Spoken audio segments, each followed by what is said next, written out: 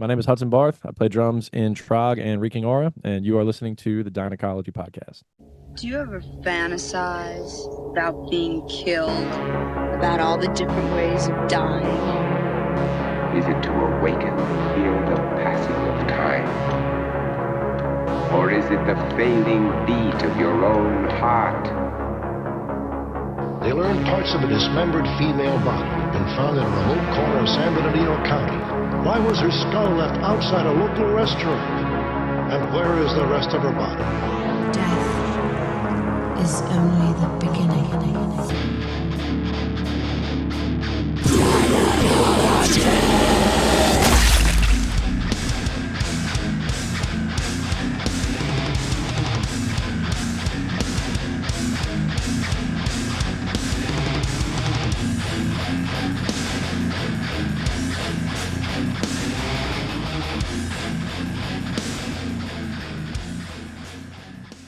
Well, Corey Gorechrist, DIEnecology podcast. I'm your DIEnecologist. Got a special guest today. We got Hudson of TROG. Got Horrors Beyond is out now. You go pick it up. It's also in Reeking now, correct? That band's fucking sick. Oh, thank you. Got the shotgun facelift guys, or buckshot facelift. Love them too. Yeah, the Cracker Barrel King himself is here. I actually wanted to talk a little bit about that before we get into all the real stuff here. Sure. So if nobody knows, the famous YouTuber Noel Miller, he does this thing called Weird DMs, and it had Hudson here. It kind of went viral talking about a shit story at Cracker Barrel. And I have some similar stories because I happen to have that issue, not with just Cracker Barrel, which I can't recall if I've definitely shit at a Cracker Barrel, but I don't know if it's from the chicken fried chicken or not. But there was an incident when I went to Jack in the Box, and I call it Shat in the Box because I was eating and it was like within a few bites I had to immediately just unload, and it was not a pleasant experience. And I went back and I ate some more, and then I had to go back for round two. It was just like a shit and go kind of thing. Been there with Arby's as well. Yeah, Arby's is a big one. Yeah, it's a sit and shit is what I call those restaurants. If you're usually I try to take things to go now, but if you're on the road or whatever, you gotta do what you gotta do. So, yeah, is it? Do you think it's like an IBS thing, or is it just certain food is just bad for you? No, it might have been an IBS thing if it was an isolated incident and it only happened to me, but Right. it was very much a repeatable experiment, and we had a relatively large sample size in 6 or 7 friends, and we kept doing it and it kept happening. So I think we applied the scientific method and weeded out IBS. This is fecal science right here. Yeah. So since that time, so that uh story was put out, a few years ago. So in that time, have you been back to Cracker Barrel? I have not one time. Good. I think we've all been kind of waiting to get everybody in the same place, and everybody's fucking all over the place now, and Yeah. it's been tough. But none of us are like itching to go back. But if everybody gets together in the same town for the same weekend, then we'll probably hit it just to do it. Hell yeah. Yeah, the triumphant return. Of course. And it's if you guys play shows, does anybody come there just because of that video? Like, has that happened?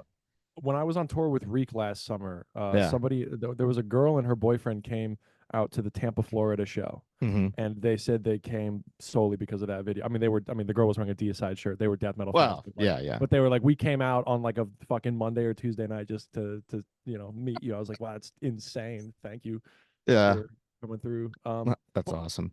Funny enough, that video actually has a little bit to do with the band doing kind of well relatively early on, just because he was nice enough to plug the band. Yeah, I thought that was cool. Still It's called classy. Troglodyte at the time, and we only Yeah. had one tiny little EP out, and it was the next EP, and we hadn't changed the name or anything yet. We were still very new, but Yeah.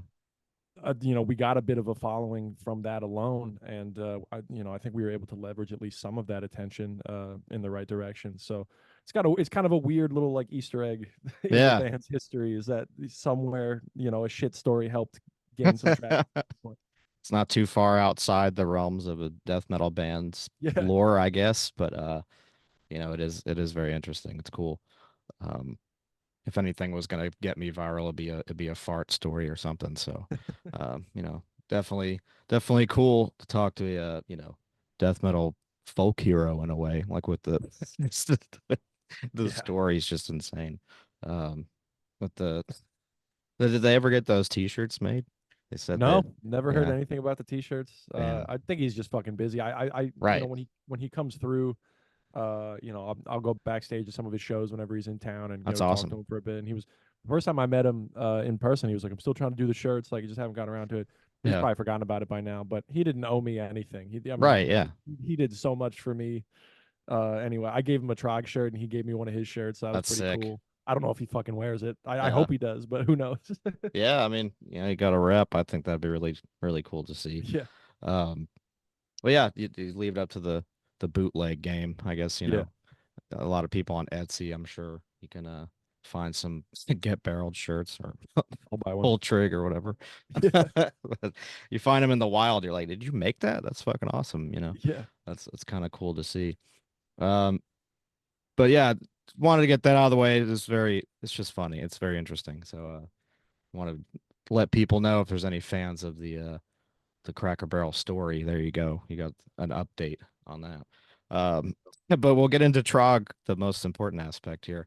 Horrors Beyond. I guess talk a little bit about the record before we get into all the morbid death stuff. sure. I think so. Vomit.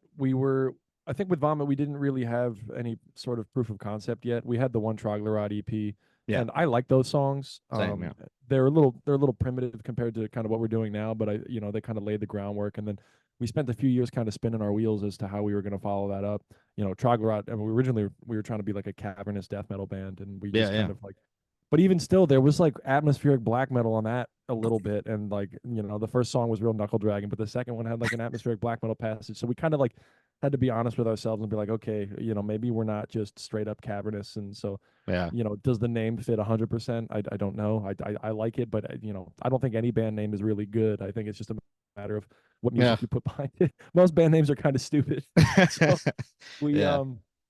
like if Metallica wasn't sick, or at least I Yeah. think they're sick, that would be Right. the stupidest name ever, but Yeah. Because you're like, what the fuck does that mean? It doesn't have. exactly. Uh, Wow, you guys are so cool, Metallica. So we kind of went away from the purely cavernous vibe, and we kind of figured ourselves out. And with the Vomit EP, I think we kind of put together like, okay, we're gonna kind of do some groovy shit. We're gonna do some brutal stuff, and we're gonna kind of figure it out. And then that EP ended up doing pretty well, way better than we thought it would. And that was kind of like I was saying, like the proof of concept. So I think with this new record, we kind of had that direction. We knew what our sound was now, right. and we were just like, let's just try to make this as fucking good as we can. So, Mhm. same aggressive self-editing process. I got a lot better at the audio side of things. I had gone to recording school in between Nice. first and second EP, and I'd have worked at a bunch more studios, so I knew a lot more about what I was doing. I bought some new microphones and all that. So I think we just wanted to level everything up, and Yeah. I Yeah. think that we did, or at least I hope that we did. Yeah. It sounds great, in my opinion. Thank you. It's a killer fucking record, and yeah, there's a lot to it this time around, and I think the atmospheric black metal and the cavernous death metal shit, I think it really goes together in a way because it's like just adding more depth to it, Yeah, to that overall sound, and it makes it more interesting and technical in a way. So it's got, really, with a whatever the band name may be, like you said, I think you kind of still form your own identity however you want. So it doesn't necessarily because it's, like pretty much like troglodyte or whatever, it doesn't have to be like super primitive. Hello, kitty. hello, Uh, cat. it doesn't have to be super primitive. It can be whatever the fuck you want. Yeah, Maybe troglodytes would have made black metal music. I think so. yeah. That's music's very primitive in its own right. So If there was um, snow in the cave, that's what we would be doing. exactly, yeah, like frost troll shit. Yeah. Um, should that works for me, and I think it makes sense for the band. Oh, hello, big kitty. Oh, he's a big boy. He is Jesus. a big boy. He's never like jumped on my desk or anything before, and now that I arrange my room a little, he's like he does it. He did it in my last interview I just did too. So I'm like, okay, this is a new thing where you're just gonna be a special guest on the podcast every time. That's fine with me. Hell yeah. Um, so yeah, I guess from Trog, talk a little bit about joining Reeking Aura and when that all came about. Yeah. So I interned with Colin Marston at his studio, although it doesn't exist anymore, RIP, as of this year, at Menegroth in Queens, Okay, yeah, New York City. Anybody who doesn't know who Colin Marston is, he's bassist to Gore Guts right now. He's yeah, guy from Crowless. He's basically done. He's involved with anything that has to do with the New York death metal scene. He's yeah, probably had his hands on it. He mastered our record because I'm friends with him now. yeah. But I was interning at his studio for maybe about a year, maybe just over a year, something around that. And then I was, I stopped. I couldn't keep affording the trips back and forth from the city. And so I just, I stopped, but I always kept in touch. And, one day he hit me up and he said, hey, this band that I'm, recording or whatever, they need a drummer to fill in for this show coming up in February. And that show was at St. Vitus, opening for Nice, Horrendous and Outer Heaven. And nice. I am a diehard Horrendous fan. I mean, I Yeah, think our entire band is, especially Dan. But I fucking love Horrendous, and I like shit my pants when I got that text, and I was like, "Oh my god!" Remember, I got it like it was probably around New Year's because I was away, and I immediately I had brought my practice pad, and like that night I like was outside, like, okay, let me learn these songs, let me fucking so I got on all that, and the show went well. That was actually my first real live performance ever too, was wow. at St. Vitus opening for fucking Horrendous and No Out of Heaven. shit. So that was Yeah. awesome. They ended up asking me to fill in a little bit later at Vitus again, and it turned out that their drummer just like wasn't going to be able to do some tours over the summer, and because their drummer Sam, he's in Stabbed and a bunch of other really cool bands. Great, Yeah. great drummer, and really really nice guy too. I've met him once or twice, but he was just booked up. He was fucking busy, so they decided to he decided to step down, and they hit me up and asked me if I would be the full-time guy. Yeah. The condition though, we were going to be on tour in the summer over like in early August. It's like a 10-day run. My birthday was August 4th, and Metallica was playing at MetLife in New Jersey on Yeah. Yeah. August 4th. Pantera was opening. I had tickets for that, and I had to fucking sell my tickets to go on tour. I remember telling Colin, like, I wanted to go. Maybe I could join back up. He's like, that's not really how that works. Like, you're Yeah. better Yeah. off just doing it. And it was the right move. I Sure. made the right decision. I've seen Metallica 4 times, and the new album I really did not like much. So Same. You know. it was fine. Yeah. And they played a lot of songs off of that album, so fuck it. Yeah. But it would have been nice to see them again. But I was on tour, having a blast, doing whatever. So that's Take kind of the how I joined them. opportunity. I just Yeah. kind of filled in, and then I guess reliability won me the job. Yeah. Yeah. They're a sick band too. So you got two going that they don't seem to overlap as because you And guys are kind of in the same area. TJ, guitarist in Trog, he just joined as the bassist in Reeking Aura as well. No So shit. There you we're go. slowly taking over the entire You're just the gonna entire be band. No, one by one. Yeah. No, but yeah, it's really exciting, and the new record has got a really cool. The new Reek record they're working on has got a really cool like new kind of vibe to it. So I'm really excited for that to come out sometime in the future. I don't know when the fuck that's gonna happen, but Yeah. sometime soon. Nice. Are you guys Yeah. just in the writing process now, more or less? Yep. Writing and jamming, and we got some. We're playing New York Death Fest in August, so Fuck yeah. getting ready for that, and yeah, just a couple shows here and there. So lots of rehearsing and writing going on right now for Reek. Nice. Yeah. And then what about for Trog now that the record's out? You guys got shows planned for that as well? Yeah, I think right now everybody's in like the unclench their butthole stage. Like we're just kind of like decompressing a little bit. It's been like Yeah. so much just like fucking Right. It's been nice to kind of hear opinions coming in, hoping to Yeah. get a few more nice, few more notable reviews here and there. I think they'll trickle in, but it's been nice to hear feedback finally. Yeah. Just like we can stop second guessing ourselves. We'll be like, okay, Yeah.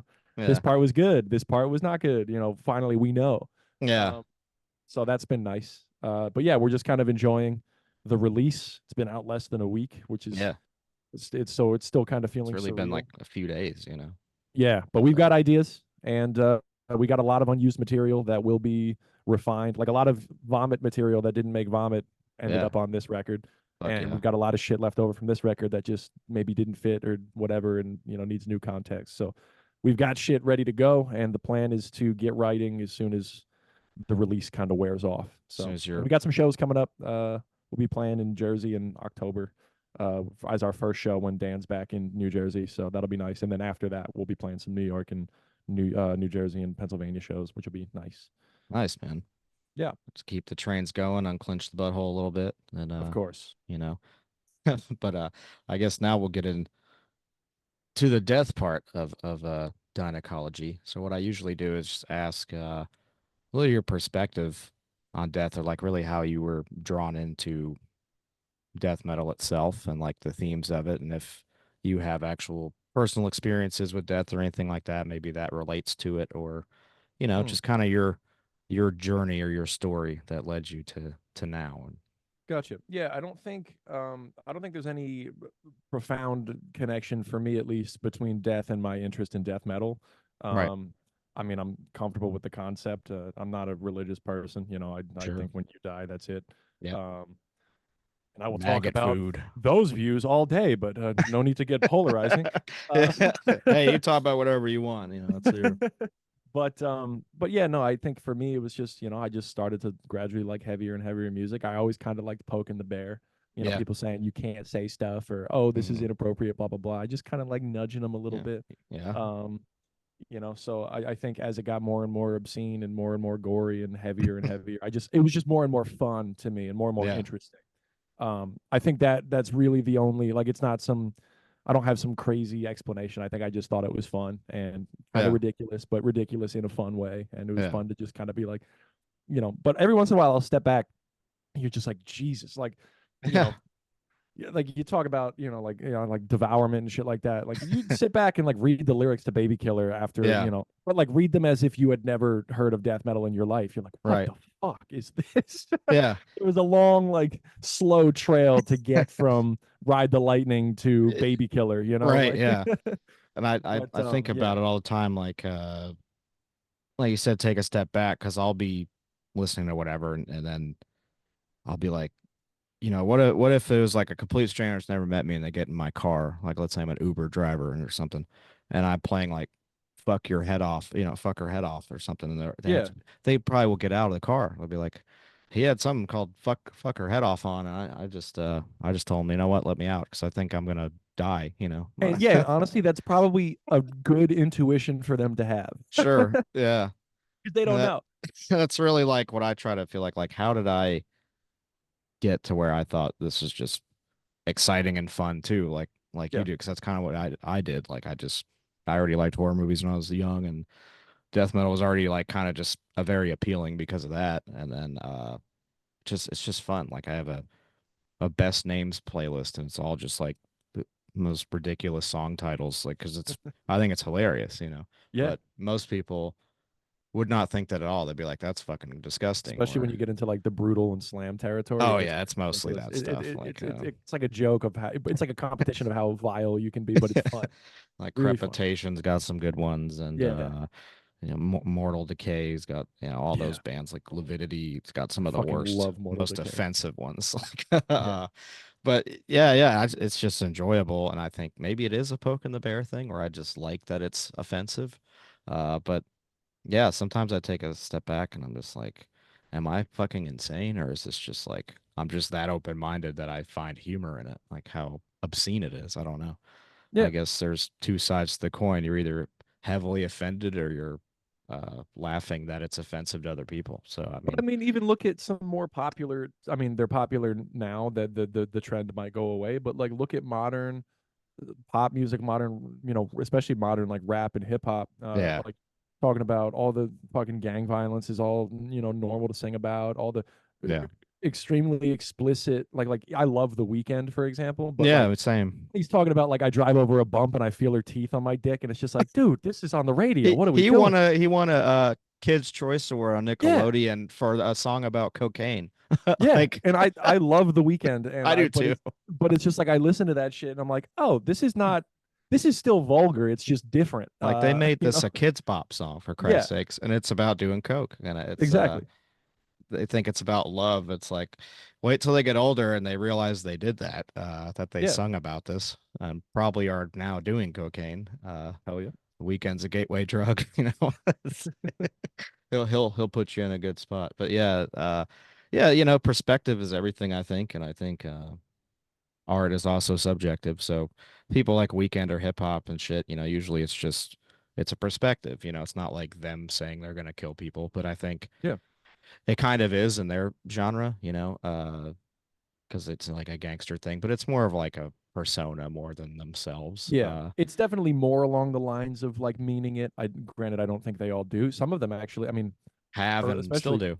yeah, some of them, they're just legitimately talking about their lives, and that's Yeah, one thing. And but for some people, it's more of like a posturing thing, and that's fine. sure. I think what makes people who are into death metal not insane is because to us, at least for the well-adjusted members of the death metal community, it's very much fictional and just Yeah, it's pure. Nobody's looking to it. Oh, I can't say nobody. There's always going to be like a catcher in the rye situation, yeah, yeah, yeah. but they're looking for. I mean, if you can read that fucking book and kill somebody, then you fuck it. You're gonna find something else to inspire you to kill somebody. Right. So, it's easy to point at a band like Cannibal Corpse for stuff like that, but it's like they were gonna find something anyway. They were gonna play GTA or whatever the fuck. So, Right. And then it's like Corpse Grinder is like one of the nicest yeah, fucking people in the world. And like for most people, it's fiction. It's fun. yeah.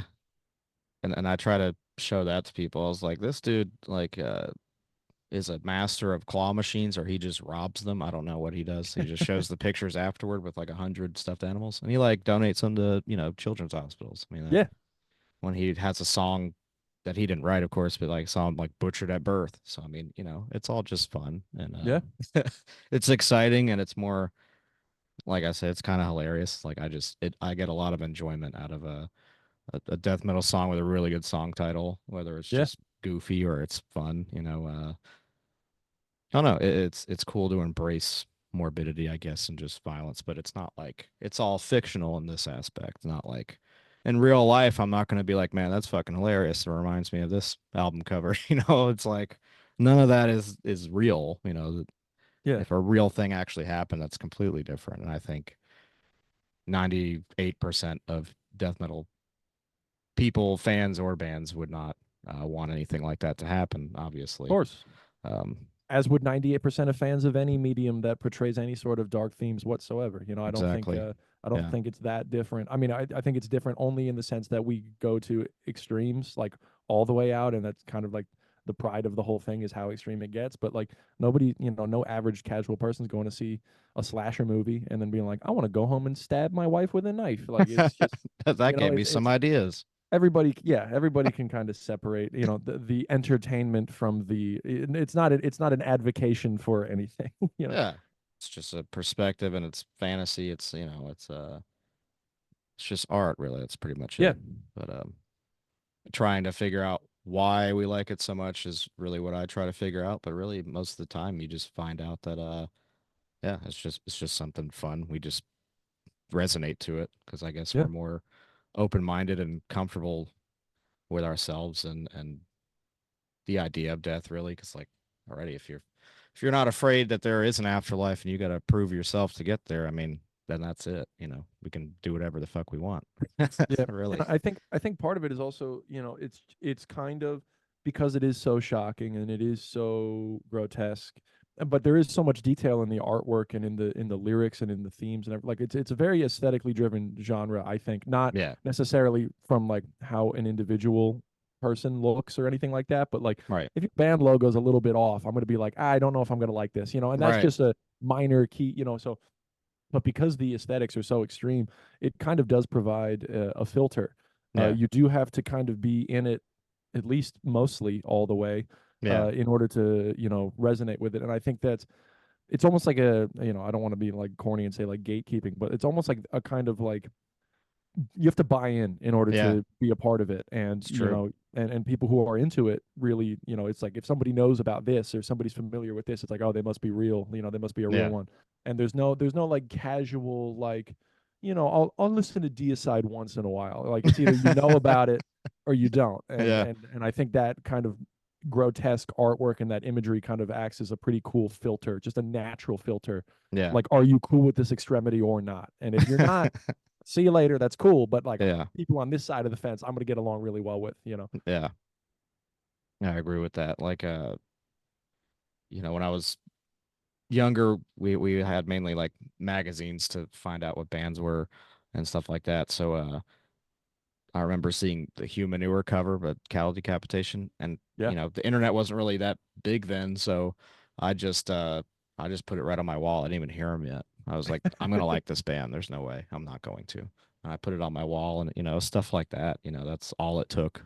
All it still takes. If you got a pretty solid logo or a good album cover, I'm checking it out, or at least adding it for later. Like, Yeah. oh, that sounds interesting. And then some of them now just sounds like you recorded it inside of a toilet bowl, and that, even then I'll give that a try. But sometimes it's just it's they like I was like, man, I wish that band actually was good because they got a cool name, but they fucking suck. Like I've had that happen plenty of times too, um, and still do. But yeah, man, I love the genre and all the little subgenres. It's a fun little world to dip your ass cheeks into, and Yeah.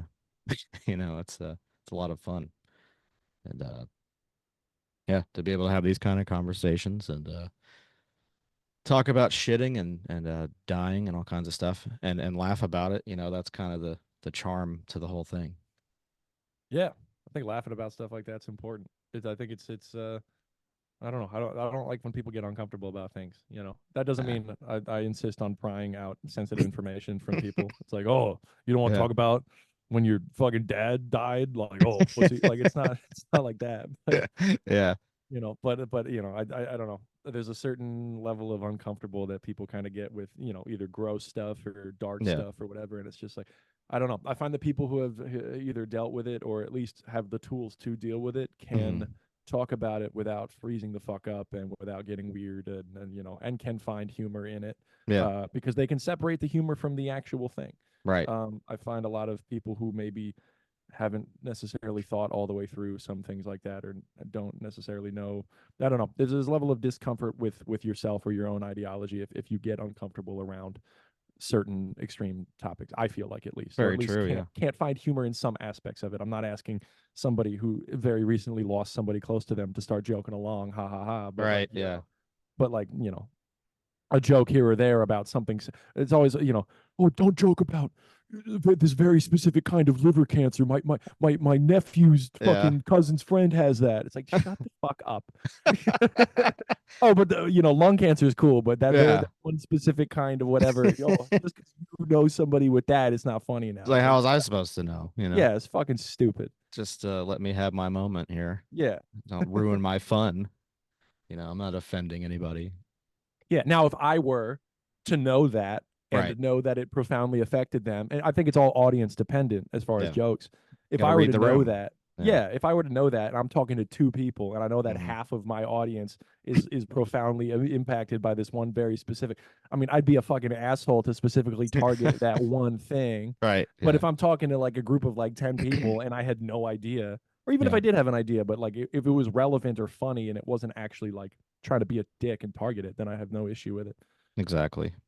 I'm a big fan of like stand up and I do a lot of I'm a big I follow a lot of comedians and stuff and I love hearing their takes on like offensiveness and stuff. And I think a modern take recently has been like, yeah, it's okay to be offended in a lot of circumstances. And like, you do have to be sensitive to your audience a lot of the time, but like, there's a time and a place. And I think, Right. maybe when I was in middle school or even early college, I was of the mindset that it's like, no, anything all the time is cool. And, I do still ride by that sometimes, but I do think, you do have to take your audience into account and something may be funny in I used to think that everything was funny in every context. Yeah. I don't believe that anymore. I think It's even like, everything can be funny in the right context, but it is up to you to determine whether or not it is the right it's context. And also so, regional too. Like, a lot of touring comedians that, certain jokes they'll say in more blue states, they're not going to say in red states because they're not going to go over.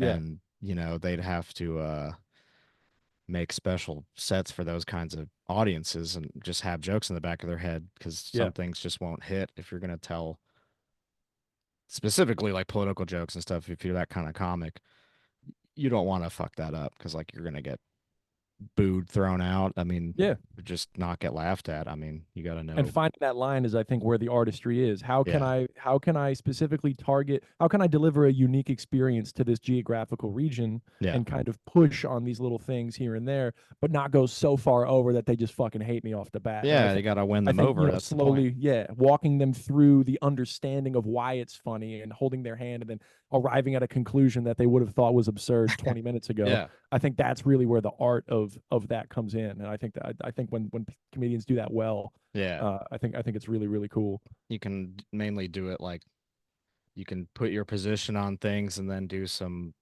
self-deprecating humor to kind of get them on board. Like you can make fun of yourself and kind of acknowledge that, hey, what we do is stupid over here too, and Mhm. you guys are stupid also. Like that kind of brings it to where you can make fun of each other and yourselves. Like if you do it that way, people are more on board. Like, this guy isn't trying to sell us something. He's actually just making fun of it, and Yeah. he can make fun of his own shit. He's not Yeah, Bill saying, Burr used to do that so well. I mean, yeah, that was kind of his whole MO, was like yeah, pushing at both sides, and he would start his jokes with something that nobody agreed with, and then he'd yeah, explain, and he would get there. Recently, I've fallen off with him a little bit. mhm, Actually, I saw him live maybe like a year ago, and that kind of restored some faith in me. But nice, his last couple specials, I just felt like a little tone deaf, a little just like, oh, the woke, like blah blah blah. Not that I'm yeah, or yeah, like PC, but it felt like they were more like empty, yeah, kind of like anti whatever. mhm, Whereas like he used to come with haymakers against like the yeah, censoring and all that, and they were very specific and like mhm, well thought out examples. I feel like the last couple specials, he was just kind of like doing the whole, comedian offensive woke yeah, mob, blah blah blah. It's like that can be funny, but you have to right. actually craft a joke around it. You can't just like say that. Complain about it. Yeah. Yeah, he used to do that so well, and Oh I yeah. think I have hope. I'm never gonna give up on him. He's my favorite comedian ever. Yeah, But he's yeah, one of my favorites for sure. yeah, Yeah, because I've done stand up on and off. I actually haven't done it in a long time, but I have like jokes and stuff. It's pretty fun. I did it for about a couple of years. Never did like touring. I just did like Hmm, open mic stuff. nice. So if that's ever something you want to do, I would do it. Seem like a Maybe eventually, I'd like to. It is something I've always thought about, but as of right now, I can only really I only have the resources and the time to pick a few uphill battles, and yeah, yeah, music is the biggest one sure, of yeah, those. yeah. You Maybe already if I got get a all little more that going comfortable. on, and you Yeah, make more money doing that probably than being a comic. You're better off now with comics to have a TikTok and a fucking podcast, and you'd be better off with that. yeah. If Just you the have echo a chamber of rich comedians all talking yeah, to each other. It's just exactly. like, oh, If you but if you, already have a band working out where you can tour with and like a couple of them, that's a huge thing. Like yeah, keep doing that and it's fun either way. I'm a vocalist, but I just now recently got a couple bands going, but I can nice. always just incorporate some little bit of jokes in there because I don't mind doing that to kill some time or get the audience to be a little more lively if they're not, For crack a sure. few Yeah, jokes. open like So warm them up a little bit. Yeah. yeah, yeah. So that's always, can do it that way, but I don't know Hmm. if I'd make the time to stand up as a huge grind and it's like multiple open mics a week and you're doing it every week and then it's like unless you're wanting to make a living out of this, I don't know why I'm just doing a shit ton of shows and And I've heard just from I know a couple local people who do stand up, and I've just heard from mhm, listening to so many comedians talk for so long and interviews and podcasts, blah blah blah. yeah, Like right now, and I've talked to Noel Miller in person. He's doing stand up now. He's actually fucking hilarious. yeah, yeah, I wish him the best with his stand up career. for But sure. all these comedians are saying that the part of the job that they have to do the most, that is delivering the most for them, is like the most soul crushing job. Just making the Hmm. little fucking clips, or Yeah. like trying to trim like little 10-second little things, or like Hmm. doing jokes that are clippable and and Yeah. I totally relate to that, especially with music. It's even harder than with comedy to do like little bite size. You're almost selling your soul with music. At least comedy, you can just like fucking like you can clip something or like an audience interaction. Music, Yeah. it's like, what am I going to take a 10-second snippet of my song and be like, here you go? Yeah. Yeah. Or It's do some stupid fucking trend. I like, and especially with death metal, it's like the culture around death metal is the antithesis to that trendy fucking like, ooh haha, look at me for 10 seconds. Like it's right. really hard to maintain any sort of respect in the death metal circle Yeah. while also being like the viral fucking whatever. So Yeah. But the flip side of that coin, and then the thing I'm extremely thankful about with this genre and with the people in this genre, it is still like diehard metal fans are they have to be the number one supporters as far as physical music sales and Yeah. like monetary support for the music that they love, going to shows, buying merch, buying physicals. People are still buying fucking cassettes and vinyl. Yeah. I can't think of another genre of music that is still doing it to the same extent that Yeah. underground metal fans are doing it. And so where we don't, necessarily get the virality or the insane numbers that more popular stuff does, you don't necessarily need that because the No. people who are fans are willing to support you. And I think that's extremely valuable. I think it's actually more valuable because I personally would rather profoundly impact, 2 or 3 people Yeah. than have a million people go, that was all right. Because Yeah. when you round off all those edges, Yeah. and make it more accessible, a lot of people just gonna be like, but it's for me, but it's also for everybody else. So how much can I really feel about it? So, I Exactly. mean, I've got fucking, I don't know if this is gonna work, but like, fucking CDs and Oh vinyl, yeah. everybody, and every metal fan that I know that's into this kind of shit has the same thing. So it's a very closely knit community of people who really do give a fuck, and so I wouldn't Yeah. trade that for trendiness or anything Same here. at Yeah. all. Because we're all, we're just nerds, man. We Yeah. collect. We like having our little things, our little knickknacks and all our stuff. We like having our badass t-shirts that walk around and offend people and The host carrying t-shirts. yeah, yeah. It'll attract the right ones though, Yeah. and I think that's kind of become a little bit of a trend too, where people are wearing death metal stuff but aren't into it kind of thing. And that's where Or people adopting death metal aesthetics, yeah, making their that's been logos very into death big metal now. stuff. Yeah, there's a lot of artists making like their logos death metal and all this shit. Which, Oh, go ahead. Go ahead. I'm not gonna like believe me, it doesn't really piss me off anymore. It would a few years ago, but it's just kind of like I don't know. If they can make everything with death metal logos, I'm fine with that. I don't care. But you should kind of like push it to over there. But then at the same time, you kind of the underground's the underground for a reason. We kind of Mm-hmm. want to stay where we're at. We don't want any extra people flowing in that necessarily don't understand it. But if they're willing to come in and, like you said, acclimate themselves and prove that they're like one of us, if you will, then yeah, come on in and try Yeah. it out. Like that. I I got don't have any issue with that. But just more of like record labels or whoever producers just they're just borrowing because it's like trendy, not because it yeah. has anything to do with death metal or the music itself, or it's just like people are kind of into this logo shit now. It's Yeah. like okay, I guess. Part of it is flattering because it Yeah, means at least that the aesthetics are cool and yeah, are appealing, and and if that's something that gets people more acclimated to more extreme aesthetics, then maybe you sure. can view it that way. I got thrown for a fucking loop at the gym like maybe a week or two ago. Somebody's wearing this shirt and it looked sick. It looked really old school. It was like kind of faded. Yeah. I was like, oh, and it looked like a mix of like the Deeds of Flesh logo Mm-hmm. and the Deicide logo, and I was like, Huh. I don't know what band that is. Yeah. I was like, I kept looking at the guy. I was like, I gotta go talk to this guy. Like, does he know a band that I don't know? Like, what the fuck? And so I go up to him and I was like, yo, like, what band is that? Yeah. And I was wearing like my Death Individual Thought Pattern shirt, Oh so yeah. I thought we were about to have like a really nice conversation. Like a And he bromance. wasn't like he wasn't mean or anything, but it turns out it was a pop punk band that was just using a death metal logo. It totally, that's why I didn't recognize that. I totally threw. I thought it was gonna be like this super obscure, like brutal death metal band. Or Yeah. whatever.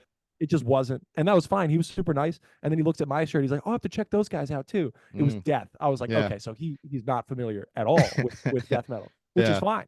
And he was nice, and there's no ill will towards him or that band. But I was just like, "Man, I got for Yeah. sure." You got duped, man.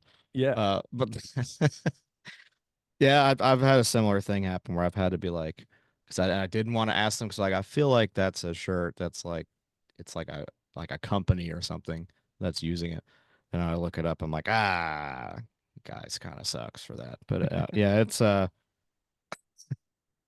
but I think also as far as death metal aesthetics go, you're starting to see a little bit now, like as far as like Instagram reels, because Instagram reels are getting so stupid, but they're I know, hilarious. yeah. But like it's just so dumb. But with this like really dumb kind of like meme kind of style, you're starting to see like brutal death metal bands kind of get like in the music behind. They're kind of like part of the humor now, just like these really aggressive brutal death metal songs. Yeah. And some of these sounds are getting a lot of plays, and and I think it's hilarious. But I see these things happening on you know pages that are not death metal Mm. pages, and things that are, and that's like, okay, so that's kind of cool that these really obscure like slam bands are getting used for like memes now. That's kind of Yeah, I cool. saw one the And other then day with like peeling flesh, and I was like, that's yeah, cool. yeah, and then Uh, you see like like for example, the amount of times that people who don't know anything about metal are sharing Instagram stuff with me from the page Festering Vomitous Mass. yeah, uh Great page. They post yeah, some really interesting shit, but they have no idea that that's a Devourment song. They've got right, no clue. yeah, But it's fucking like, I don't know, it's starting to kind of like, I think people are starting to kind of open up. So yeah, I think it's starting to become more accessible, and it's slowly starting to reach slightly more mainstream audiences. I think the really obscure stuff is starting to become a little bit more mainstream, but not in a way that I think is endangering yeah. I think to the art. it makes it more. At least it's interesting to people, and more than it is like kind of taboo or Hmm. like kind of scary. It wouldn't really be. It's not really the word I'm looking for, but like more people just. It's not even the thing that they avoid. They just don't. It doesn't interest them to even think about, like, because they're Yeah. like, it's that incoherent, you know, farting, gurgling shit and violent, whatever. It's like, yeah, I mean, I love that shit. I Yeah. do that shit, but I can understand totally why most people would not. It's just I don't even know why I like it. I don't have an answer. It just music hits you or it doesn't. Um, Yeah. but yeah, I think now people that it's becoming a little more trendy and at least on the internet, I think people hear it and they don't necessarily hate it, but I don't think it'll really they're not going to start listening to it, but they can at least like enjoy it in some form, whether it be humorous or not. At least it's appreciated a little bit outside of Yeah, I where feel it like used to there's a be. growing, I feel like there's a growing mainstream curiosity to it. Yeah, yeah. If anything, maybe not, maybe not an enjoyment, but Hmm. I think, it, at least in my experience, because I always get excited when I talk about it. But if you're not just annoying as a death metal fan with like a super like, oh well, you wouldn't get it, blah blah blah. If you talk about the shit like you're actually excited about it and like you enjoy it, people have questions because it is so extreme. Yeah. And I feel like that is the reason. Like I've got a lot of friends that have just checked shit out just because they're like, okay, this guy is clearly excited about it, and it seems to me on the surface like it's absolutely insane. Yeah. So like I want to at least go try to decipher some of this. And does it work always? Fuck no. But like when they see how into it people get, and it is such a weird thing to be into, I think more and more people are kind of at least becoming death metal curious, which I think is a good thing, because Yeah, yeah. that leads to, oh fuck yeah, now this riff is stuck in my head. Maybe I don't like when it's blast beats the whole time, but at least this part's cool. Yeah. And then slowly the blast beats start to make sense, and then slowly it's like, okay, how do I get heavier than this? And then it's just, Yeah, there you then you go. end up Rabbit hole started. right back where everybody else is. Yeah, that's where it starts for sure. And I think that people aren't just don't subject themselves to it just because it doesn't seem like something to be into. But then, who knows? I know Yeah. plenty of people that, I was friends with that were like, yeah, I don't know how you listen to that shit. And years later, I'll see them at metal shows, because they gave it a shot, a real legitimate shot. It's like, I don't want to convince you to like something I love. Hmm. You have to, the only way you're going to love it is if you find your way in. Yeah. And whatever band hits you first that piques that curiosity enough to where you keep digging and you just keep submersing yourself into the genres, then go for it. That's the Hey, fun of it. and it's really hard. I don't think it's like a matter of, what's the word? Maybe proselytizing. As a Hmm. death metal fan, it's not our job to bring people in, but it is No. nice to welcome people in when they do show genuine interest. But I always, Yeah. it's a hard line for me. It's a battle I have with myself, because people are like, "Oh, you like metal? I like metal too." And they're like, "Fucking Slipknot and Korn." And like, granted, Slipknot and Korn, first two records, both bands, I fucking love those albums. Same. And Yeah. the new stuff, maybe not so much, but Eloy's Yeah. in Slipknot now. It's at least something to be excited about. Right. But I kind of have this battle with myself. It's like, how because internally I'm very dismissive. It's just like, oh, okay, so we're not into the same kind of metal at all. Like, does not mean as much to you as it does to me. Right. But if I come off dismissive, they're gonna think I'm an asshole, and they're Right. gonna go right onto Reddit and like these fucking gatekeepers, blah blah blah. Just listen to, and they're gonna continue to listen to the same overprocessed garbage that they Yeah. continue to listen to and never look further. And they're just gonna, and they're gonna just go complain about gatekeeping. But there is a Yeah. legit reason why we gatekeep is because there is so much interesting shit to look at. You Yeah. just need to get over that barrier of extremity. And so Mhm. I have this battle with myself when I talk to people like that, where it's just like when they're on the fringe, or maybe they've Mhm. only gone into like, the radio side of things. It's like I can't be a dick to them, even though I hate the music that they listen to. Yeah. Because it tries to they try to act super hardcore and tough Yeah. without actually having the music that does that. And the music that does do that, nobody's acting like that. Like that's Right. kind of the thing. So like, but I don't know. It's kind of like a self-defeating thing. But Yeah. it's a Yeah. genuine emotion, but it's just hard to find that line of like, how much of an asshole can I be? And I think I can be an asshole about the music itself, but you Mhm. can't be dismissive to the people who listen to it, because you might open doors, and there might be a genuine conversation there, and you might be able to walk them down the line from corn to fucking, maybe Yeah, they're on the right maybe they get track into at some, least. yeah, maybe you can go from corn to maybe 90, like late 90s obituary pretty easily, I Yeah. think. And then from there, then you're Because when I was, younger, that stuff, it's whenever Slipknot first came out or whatever, and I was already listening to some death metal, but it was all just like all at once, it felt like. So, yeah, and I really liked Slipknot at the time, but I was still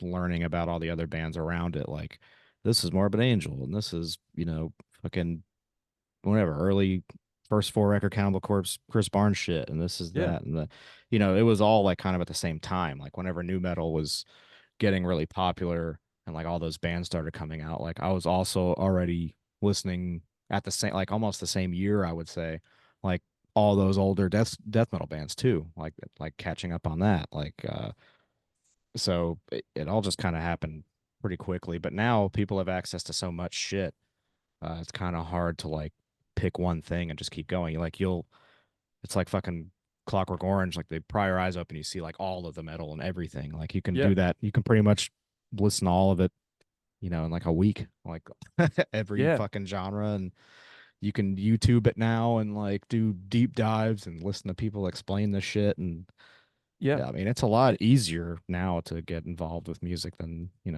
I think earlier, just because it's more of, I guess, like a nostalgia thing for me. And the way I did it doesn't mean it's not as, good when people do it now. Yeah, it's just the times are different. You can't really help when the fuck you were born or whatever.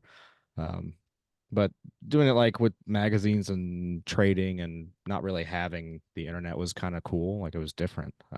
But yeah, I would have loved to have had the internet then. It would have been so much easier. But I think it just added a little more to anticipation and excitement for stuff. When albums wouldn't just drop online, you could just listen to it. Like yeah, having to wait all day till the store opened, go buy it. That was something, or even wait for it to come in the mail when you pre-ordered yeah, it. Uh, which you can still do that if you want. I think you should. Physical media is important, of course. especially when bands are touring. Because they don't get shit from you listening to it on Spotify. Nothing. Yeah. Um, so definitely buy the physical media. You have the artwork. Um, but yeah, it's just so accessible now. But hopefully, and I think with metal too, it's good that it's a huge like collectors like genre, and people love to buy all the shit. Like ever since COVID and I started going back to shows, uh, I haven't seen so many like such long merch lines, I think, like ever. And I've been going to shows for a long time, like all over Hmm. the place. And like that's a pretty big thing now. I think people are just willing to buy more shit and actually support bands more than they have. And it's pretty cool to see. At least Yeah. from my perspective, I've noticed that like it's gotten a lot more like there's like always lines at shows now with like merch lines and you know Yeah. And I think the internet also makes it, as you lose out on some of the, up closeness with it, but I think Yeah. it also makes it a really exciting time to be into all this because there is Yeah. so much shit and you have instant access to all of it. Yeah. Does that mean that the market's a little saturated with some bad shit? Of course, but I'd rather have more stuff in general because even Yeah. if the percentage of good shit to bad shit stays the same, that does still mean that there is more good shit.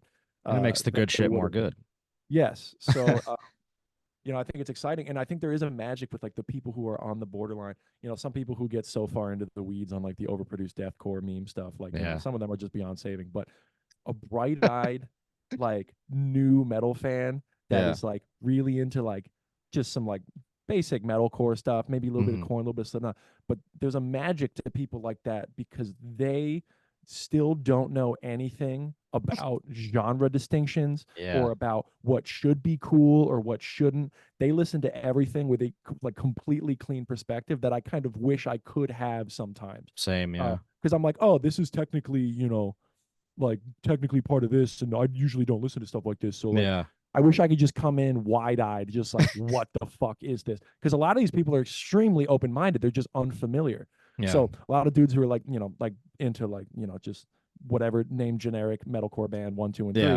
3, they just don't know what they're listening to yet. And you recommend some like just insane, like brutal shit, and they'll listen to it and be like, that was awesome, and they don't Yeah. know anything about it. I really think there's a magic to that time period when For sure. when you don't know anything about it yet. I remember when I was in there like late high school, early college, I was starting to open my eyes to a lot of this stuff, and Yeah. it was just a really exciting time. And then you learn for a while. I was really into like Avenged Sevenfold and like early metalcore stuff when I was in high Yeah. school. Yeah.